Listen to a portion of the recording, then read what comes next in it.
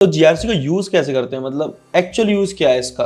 तो जीआरसी एक ऐसी एप्लीकेशन है जहां पे आपने यूजर्स को जब आपने ऑनबोर्ड कर दिया तो हाँ। उनकी एक्टिविटीज पीछे में नोट डाउन होती है, डे टू डे एक्टिविटीज कि वो क्या कर रहे हैं।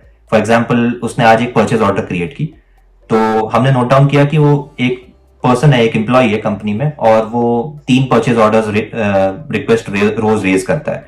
तो जब वो रेज करता है तो हम ऑडिटिंग में पता करते हैं उसने क्यों रेज की। क्या पता उसके मैनेजर ने बोला होगा, मटेरियल्स की रिक्वायरमेंट होगी इसलिए उसने परचेज ऑर्डर रिक्वेस्ट रेज की, सप्लायर से उसकी बात हुई होगी। एंड हर चीज के पीछे एक ट्रेस होता है, हर चीज के पीछे एक रीजन होता है। एंड बाय चांस अगर वो रीजन नहीं है तो वो ट्रांजेक्शन क्यों ही करेगा। और ये चीज को जानने के लिए आप जब जीआरसी में रन करते हो तो उनकी सारी ड्यूटीज रन होती है कि उनकी क्या ड्यूटीज थी और उन्होंने क्या रन किया, और कोई ऐसी ड्यूटी है क्या जो कंफ्लिक्ट कर रही है। फॉर एग्जाम्पल परचेज ऑर्डर उसने क्रिएट किया और साथ ही साथ उस परचेज ऑर्डर क्रिएट करने के बाद उसने एक फाइनेंशियल ट्रांजैक्शन रन किया और उसने ये देखने की कोशिश की कि बैंक अकाउंट में पैसे आए या नहीं आए, या फॉर एग्जांपल उसने ये चेक करने की कोशिश की कि कुछ financial transactions of the customers पता चल रहे हैं कि नहीं चल रहे हैं, जो उसकी ड्यूटी नहीं है। तो ये हमें वहां पे एक अलर्ट आती है। डिफरेंट टाइप्स ऑफ अलर्ट्स होते हैं जीआरसी में। क्रिटिकल एक्सेस, तो हम जब एक्सेस दे रहे होते हैं तो हमें पता होता है कि हम क्या क्रिटिकल दे रहे हैं क्या नहीं दे रहे हैं। तो जब भी कोई एक्सेस डॉज करता है तो हमें वो एक्टिविटी, जब हम उसकी रिपोर्ट रन करते हैं तो हमें बैक साइड में पता चलता है कि कितने लेवल की रिस्क थी उसके इन्वॉल्व। तो बेसिकली एक रिस्क मैनेजमेंट टूल है ये जीआरसी। तो फर्स्टली ये रिस्क मैनेजमेंट के लिए काम आता है, थोड़ी बहुत ऑटोमेशन के लिए भी काम आती है कि जब फॉर एग्जांपल एक एम्प्लॉय ऑनबोर्ड होता है तो उसको डे 1 से सारी एक्सेस होनी चाहिए। अगर वो एक मैनेजर है तो उसको मैनेजरियल एक्सेस होनी चाहिए, अगर वो डायरेक्टर लेवल पे है तो उसके पास बहुत सारी अलग डिफरेंट टाइप्स ऑफ एक्सेस होनी चाहिए, डिफरेंट फंक्शनल ग्रुप्स के एक्सेस होने चाहिए।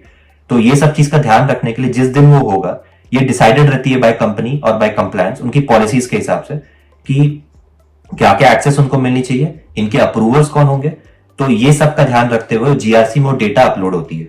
तो जब भी कोई एक्सेस रेस करता है, जब कोई पर्सन ऑनबोर्ड होता है, जैसे एचआर उन्हें ऑनबोर्ड करता है, उनकी डेटा एचआर सिस्टम्स में आती है, वो डेटा एसएपी सिस्टम लेता है अपने इसमें, और जब उसको रन करता है तो डे 1 पे आते ही उसको सारी की सारी एक्सेस मिल जाती है, बिजनेस एज यूजुअल वो कर सकता है। तो ये चीज का ध्यान रखने के लिए जीआरसी पहले आपको एक्सेस देता भी है at the end of the day, साथ साथ में आपके पीछे एक निगरानी, मतलब एक प्रोटेक्शन मेंटेन करके रखता है कि आप कभी भी कुछ अननेसेसरी ट्रांजैक्शंस रन ना करो जिसकी कोई जरूरत नहीं है बिजनेस को, या आप कहीं भी लुक इन या कम से कम ऐसे कुछ चीजों को व्यू भी ना करो जिससे आपको प्रॉब्लम क्रिएट हो सके या कंपनी को प्रॉब्लम क्रिएट हो सके। तो जीआरसी उस चीज में at the end of the day help करता है।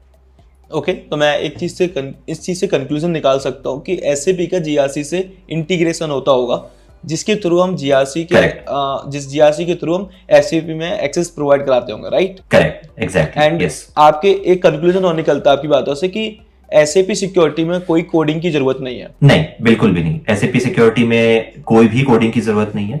ये प्रॉपरली इसमें 3 ही चीजें आती हैं, सपोर्ट, इंप्लीमेंटेशन और रोल आउट। डेवलपमेंट और टेस्टिंग एसएपी सिक्योरिटी में इतनी इन्वॉल्व नहीं है। टेस्टिंग यूजर को जब हम एक्सेस देते हैं तो वो टेस्टिंग अलग होती है, बट जो एक प्रॉपर डेवलपमेंट में टेस्टिंग इन्वॉल्व होती है कि आपकी कोड चल रही है कि नहीं चल रही है, ये यहाँ पे इन्वॉल्व नहीं होता। तो आप सिर्फ सपोर्ट, एडमिनिस्ट्रेशन, इंप्लीमेंटेशन और रोल आउट, यही 4 चीजों पे आप काम करते हैं यहाँ पे and of the day. Okay, and GRC में मतलब जीआरसी को डिजाइन कैसे करते हैं कि प्री बिल्ड फंक्शनलिटी है। हाँ। हम जीआरसी जब परचेज करेंगे तो वो सारी चीजें मिलती हैं एंड उसके बाद हम मैन्युअली डिजाइन करते हैं कि ये ट्रांजैक्शन हमें इसके लिए प्रोवाइड कराना है, इसके लिए ये, इस ट्रांजैक्शन के लिए इस अप्रूवर की जरूरत है।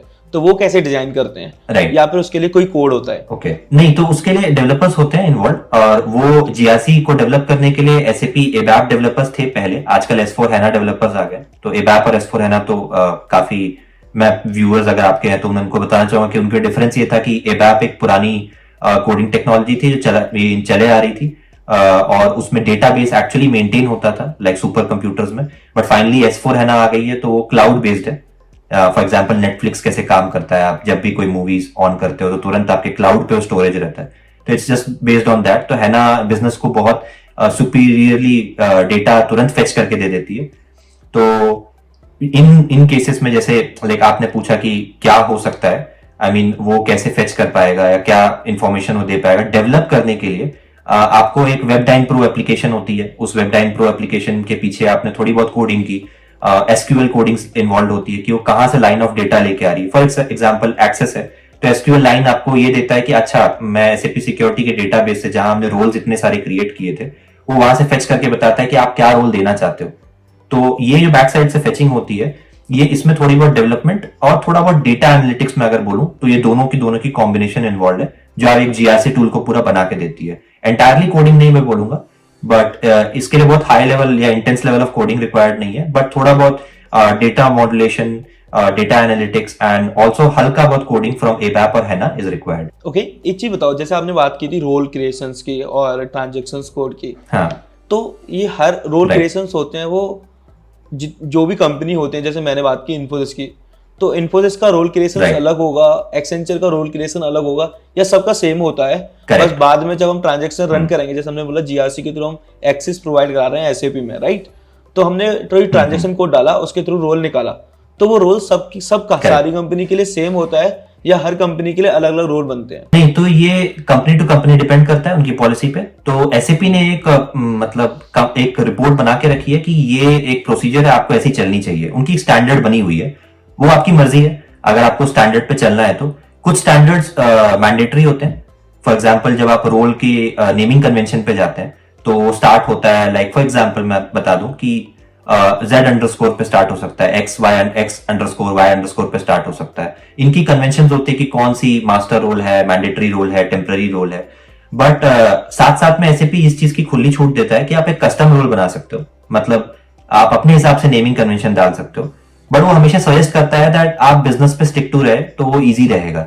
और कभी आपको हेल्प चाहिए होगी, सपोर्ट चाहिए होगी, क्योंकि एंड ऑफ द डे आपके कंसल्टेंट्स और एनालिस्ट जितने भी हैं they come and they go. But अगर एसएपी को कभी सपोर्ट करना रहा तो वो नेमिंग कन्वेंशन इसलिए देते हैं स्टैंडर्ड कि कभी जरूरत पड़ी तो कोई दूसरी कंपनी भी अगर उस प्रोजेक्ट को ले तो उसी नेमिंग कन्वेंशन पे चले।